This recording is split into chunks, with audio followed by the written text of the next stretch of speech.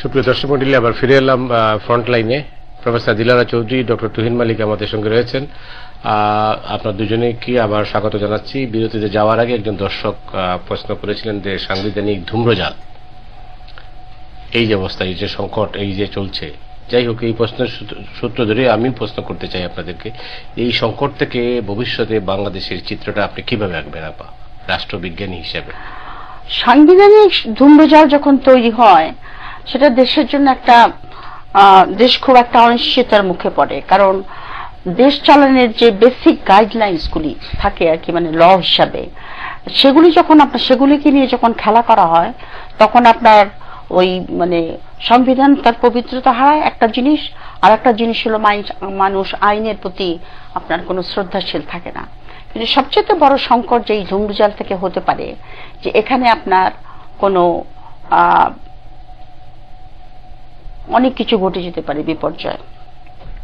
সেটা আমি মনে করি। আমরা তো বিপর্যয়ের মধ্যেই আছি। না, এর চেয়ে বড় বিপর্যয় আছে। দেশের অর্থনীতি একদম পঙ্গু হতে যাচ্ছে। না, এর চেয়ে বড় বিপর্যয় আছে। আপনার এরকম ক্ষেত্রে সাধারণত যখন সাংবিধানিক ধূম্রজাল কোনো সময় কোনো একটুখানি, এতটা আমাদের দেশে যে ধূম্রজাল তৈরি হয়েছে, এরকম ধূম্রজাল তো আমি মানে যেখানে এস্টাবলিশ ডেমোক্রেসিতে কোনোদিন হয়েছে কিনা আমি জানি না। তবে অস্ট্রেলিয়াতে একবার একটু মানে আপনার পিএম কে গভর্নর জেনারেল আপনার হাউস ডিসলভ করে দিয়েছিল পিএম এর অ্যাডভাইস ছাড়া।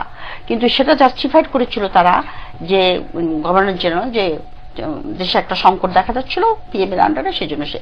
বাট এনিডে আমি যেটা পয়েন্ট আমি যে বলছি, এই সময় প্রেসিডেন্ট একটা রোল প্লে করে। প্রেসিডেন্ট আপনার তখন সমস্ত পার্টি টার্টিকে ডেকে তাদেরকে, কারণ প্রেসিডেন্ট হলো একটা নেশনের গার্ডিয়ান।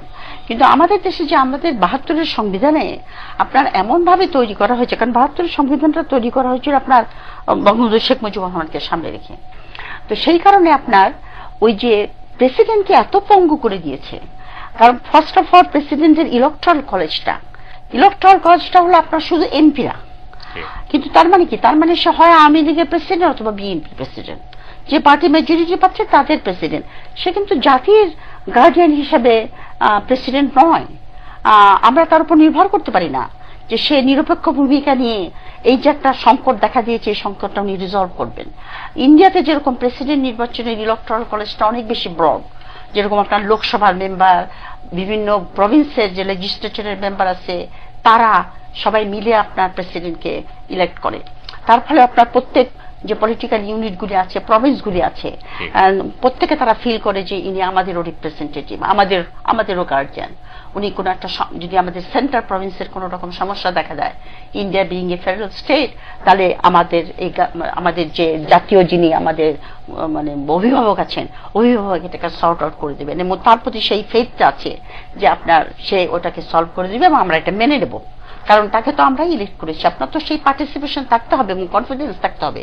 তো আমাদের প্রেসিডেন্ট তো আপনার দলীয় প্রেসিডেন্ট, হয় উনি আওয়ামী লীগের প্রেসিডেন্ট, নয় উনি বিএনপি প্রেসিডেন্ট। সুতরাং প্রেসিডেন্টের পক্ষে যে সংকট মোকাবেলা করার যে প্রচেষ্টা, সেটাও সফল হবে না। তা না হলে আপনার কি হয়, তখন একটা অসাংবিধানিক ক্ষমতা এসে আপনার নতুন করে শুরু করে।